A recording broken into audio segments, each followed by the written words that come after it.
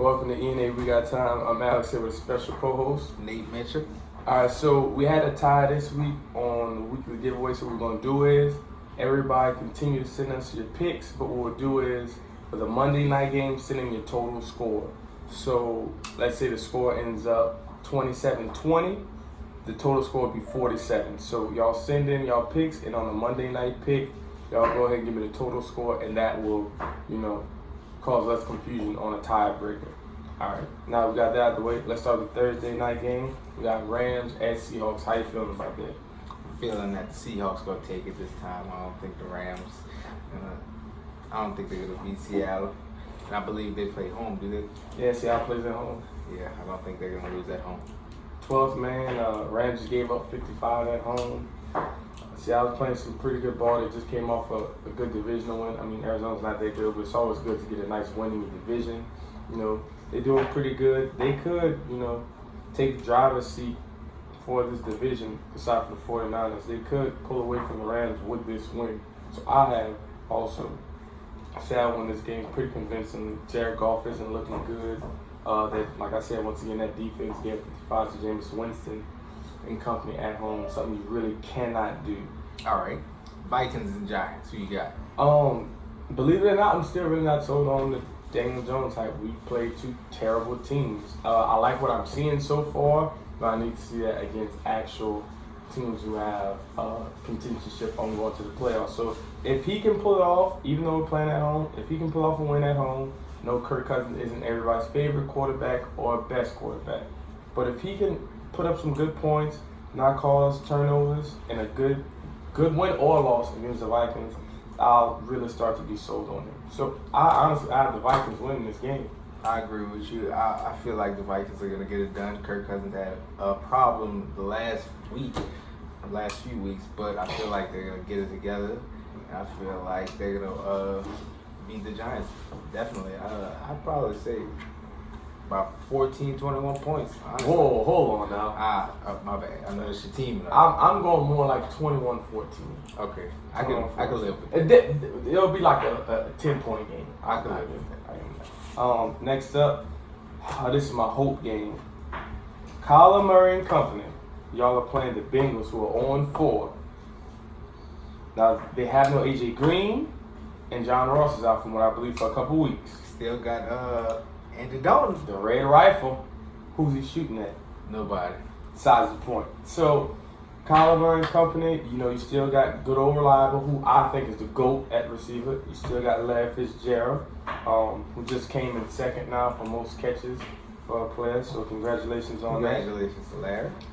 I have the Cardinals win this game. I know it's in Cincinnati, but I feel like the Cardinals, if they're ever going to try and get some self-confidence, this would be the team to get it on. So I believe they can get it done. What you got? Well, I'm going to have to roll with you once again. I don't think that the Bengals are going to get it done. They really look banged up, and they didn't look so hot against the Steelers, who also is another banged up team. So, yeah, I definitely got to give it to the Cardinals. Kyler Murray, this is your time to shine, buddy. Yes, sir. Yes, sir. Next up, we got Bills at Titans. Now, this is a tough one. I ain't going to lie to you.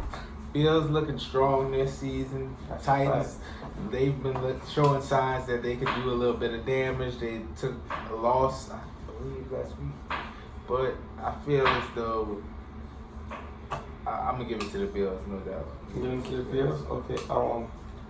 I originally was going to go with the Bills, but I'm going to go with the Titans on this one solely for the fact that Mariota, he's very unpredictable. Some games he'll go off, some games he just doesn't look like he knows how to play football. I'm going to roll with the Titans on this one solely because I like what I'm seeing from that defense. Derrick Henry's always going to be a problem as long as he's on the field. And Mariota, he can still do a little something with his legs. He's still a mobile quarterback. Bill's defense looks really good. I'm picking the Titans solely for the reason that they're at home.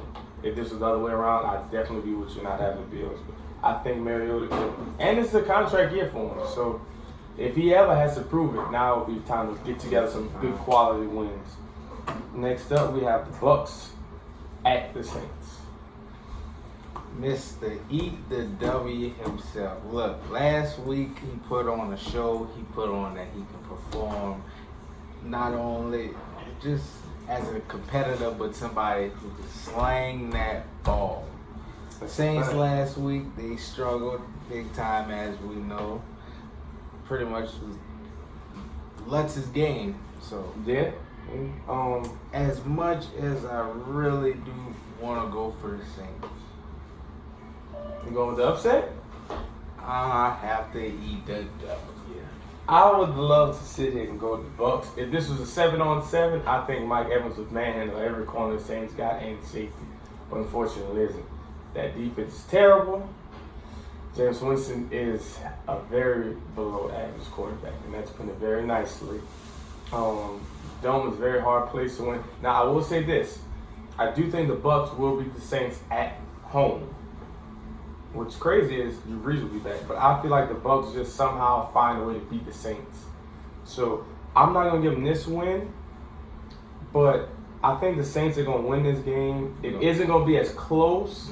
I mean, it isn't gonna be as far apart in score as people think it's gonna be. It still is a divisional game. Teddy Bridgewater is still doing a good job, but he is still being a game manager.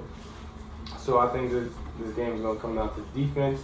And the Saints defense is obviously a lot better. I really think they're gonna compete in this game. Oh yes, no doubt. The Bucks, they put up big numbers in the game before that. They only lost by maybe a point in the game. I definitely got faith in the Bucks. They got showing they have a lot to prove, and I feel like the Saints, they also have a lot to prove. But with Drew Brees being out and that offense just not clicking like it's supposed to do on all cylinders, I just feel the Bucks gonna what they gotta do. Next up, we got Jets at Eagles. I had the Eagles winning this game for the simple fact Eagles did just play Aaron Rodgers and company in Lambeau in a very hard-fought game, and they won. I'm not too sure.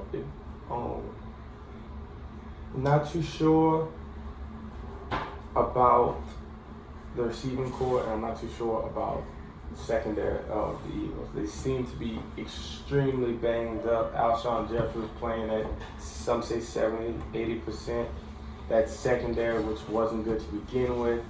They're down to a guy who they just signed last week from the practice squad. He played last week against Aaron Rodgers.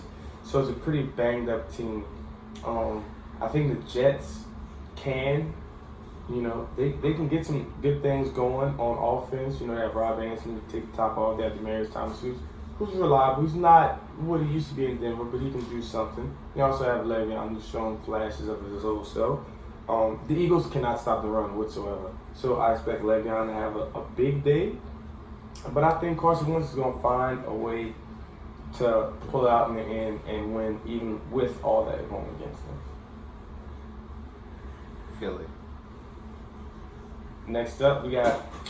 All right, we're not going to spend too much time on this. We have Ravens at Steelers. Now, I know the Ravens just lost to the Browns. The Browns, let's not forget, that offense is very high-powered. Winnie Baker can get the ball to his receivers. Jarvis is good after the catch. Odell is good after the catch. Nick Chubb is an animal at running back. I'm not too sure when Njoku's going to be back, but if he'll be back for this game, that's only going to add more fuel to the fire. Steelers, they're doing a lot of dinking and dunking. I saw on Monday night a lot of the quarterback's yards were just receiver getting the ball 5 to 7 yards and then taking it 20, 30 yards. So they're gonna do a lot of dinking and dunking. The Ravens always will have respectable defense, in my opinion, and I think the Ravens going to Heinz Field and just get the job done. Well, I feel like the Ravens are going to win. I don't think it's going to be a close one. Well, I'm sorry. I don't think it's going to be by a long shot. I really do think it's going to be a close one, maybe about 3 points. That defense is going to step it up. The offense is going to have to figure out what they're going to do to get a groove. I'm pretty sure that, James Conner is going to get in motion against that Ravens defense. But I feel like the Ravens do pull this one out by the skin of their teeth. Okay. A game we don't have to worry about being close. Pats at Redskins. We don't even know who the starting quarterback is for the Redskins as of this moment. They're starting their number one wide receiver, who showed flashes in the beginning of the season. I don't know if he's playing. Darius Geis is out, who was supposed to be their promising young running back. He's out for a couple weeks. Adrian Peterson's really not getting the ball moving. That defense is horrible. The Patriots have been playing some pretty good football. Defensively, they've played exceptional. Now, they've been playing against some lower tier teams, but I'm glad that they're not playing to the level of competition as well last week. Yeah, I'm glad the Pats aren't playing to the level of competition that they're playing against. I think the Pats go to Washington and win this game very convincingly. I'm going 30-10 probably, and I mean that's close as I'm going to get 20 points. I agree with you on the Pats. I do believe that they don't get it clicking on offense as well. Won't be 30. It should be 45, but if they don't get it clicking, it'll be 30. No doubt. All right. An interesting game we got up next. The battle of the backups. We got Jags at Panthers. Now, there's been a lot of hype about these two backup quarterbacks, and they've shown really good flashes of, possibly in the future getting a starting job somewhere. Or in Carolina's case, there's been a lot of speculation on Colin taking over for Cam Newton. Not too sold on that, but I originally couldn't pick somebody in this game, but I think I'm gonna have to go with the Panthers on this one. That defense is still really good. Pick defense always. That defense is still good. Luke Kuechly's still a man. They do a good job at getting to the quarterback, putting the pressure on the quarterback, and they had the McCaffrey show. McCaffrey last week pretty much single-handedly beat Houston by himself. He was a leading rusher, leading receiver. They have some nice pieces. They have Curtis Samuel, they have DJ Moore, Greg Olsen's reliable over there. I just think that the Panthers will do just enough to get this done. No slight to the Jags and what they can do. And I really like the stash, as I think they're calling him now. I really like what he's doing offensively, stepping up for Nick Foles. But I think the Bucks is going to stop here. I agree with you, too. When in doubt, pick defense, and I'm rolling with the Panthers. Okay. Next up, we got Falcons at Texans. As much as all season long, I'm putting it to you like this. All season long, I've been riding with Atlanta. All season. Doesn't matter win, loss, riding with them. This week, bye Atlanta. I'm rolling with Houston. No doubt. Houston, Screwston all the way. Now last week, my boy D-Hop I don't know, him and Deshaun, they really weren't on the same page. They didn't even, I don't think, got a connection with each other last week. If not, they did get only one for maybe 20 yards. I'm gonna go to Texans too. They lost not bad, but a very close game against the Panthers last week. Falcons have, I don't know what to say about the Falcons at this point. It's like, do you want to play? Do you not want to play? I really don't know where to put the blame. They're not running the ball really well. They're not getting in the end zone. Defense isn't playing as good. I got the Texans in this one. I think D-Hop and I think, the QB, they're going to have a nice, good bounce-back game. And I think they're going to beat the Falcons at home pretty convincingly. It's not going to be a blowout, but I think they'll command the lead early, and they'll keep the lead. Next up, we have Packers at Cowboys. Now, the only problem I have with this game is this. Devontae Adams isn't playing. If he was playing, I would have Green Bay wholeheartedly. But at the same time, we don't know. Michael Gallup might not be back, which will help the Packers. Game time decision, right? Yeah, I think so. Amari Cooper, yeah, he played last week, but he did also have the MRI last week, and you can obviously tell. No slight to Lattimore from the Saints. He's a really good corner, but you can just tell he wasn't getting out of his breaks fast. He got caught for two holding push-off pass interference, and he's normally not a guy who gets those. He runs the whole route tree pretty well. But if the Packers can find a way to stop Zeke, because like I said, I still don't think Amari Cooper's healthy. I think Aaron Rodgers can outdo Dak Prescott, but I'm going to have to pick the Cowboys in this one due to the fact I don't know who's going to step up. I don't know who's going to be the next man up for the Packers to try and take the place of Devontae Adams, or who by committee is going to do it. So I have to pick the Cowboys at home, even though Aaron Rodgers is 2-1 in that building. I feel it's gonna be 2-2. Cowboys at home as well. They lost to the Saints last week, and I feel as though they gotta come back, bounce back with something strong, and they will. So. All right, now we got the Sunday night game. Sunday night, folks, get your popcorn ready. It's gonna be a good one. We got Colts at Chiefs. A lot of people don't realize this. Jacoby Brissett has thrown for the same amount of touchdowns as Patrick Mahomes. They both have 10 on the season. He's just done a little bit quieter, in my opinion. I have the Chiefs winning this game convincingly, but I think this game will be a nice battle of the QBs. It's going to be a lot of dropping the ball, downfield, getting the ball downfield and scoring points. I think this will be a very high scoring game, but at the end of the day, I think the Chiefs are going to have way too much firepower for the Colts trying to withstand and keep up with. I have the Chiefs winning this game, but I think the Colts are gonna fight hard, and they're not gonna go down easy. I feel like the Colts are gonna upset the Chiefs. I really do.